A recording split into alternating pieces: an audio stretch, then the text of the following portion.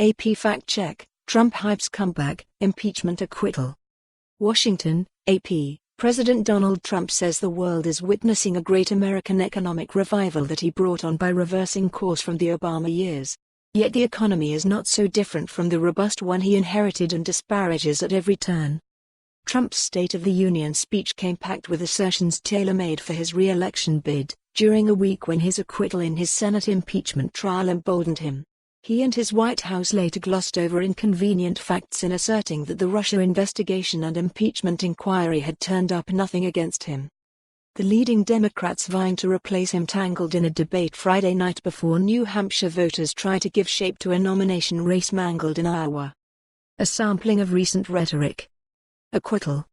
White House. Today, the sham impeachment attempt concocted by Democrats ended in the full vindication and exoneration of President Donald J. Trump.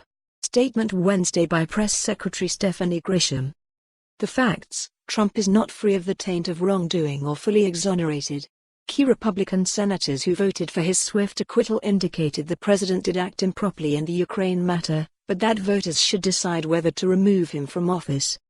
The Republican-controlled Senate acquitted Trump last week of charges of abuse of power and obstruction of Congress, after narrowly rejecting Democratic demands to summon witnesses. Republican Senator Lamar Alexander of Tennessee, who cast a pivotal vote against hearing from witnesses and extending the trial, said he believed Democrats had proved their case of wrongdoing. He said ultimately, however, voters should issue the verdict of whether to remove Trump from office this close to a presidential election. Senator Lisa Murkowski, Republican Alaska, described Trump's actions as shameful and wrong, but said his fate should be left up to voters. The voters will pronounce a verdict in 9 months, and we must trust their judgment, she said. Trump, we first went through Russia. It was all bulls, remarks Thursday to The Nation.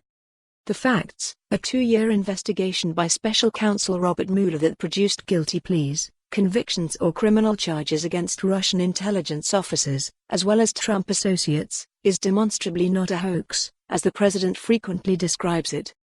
All told, Mueller charged 34 people, including the president's former campaign chairman, Paul Manafort, his first national security advisor, Michael Flynn, and 3 Russian companies. 25 Russians were indicted on charges related to election interference, accused either of hacking Democratic email accounts during the campaign or of orchestrating a social media campaign that spread disinformation on T. For more on this story, visit the news article link.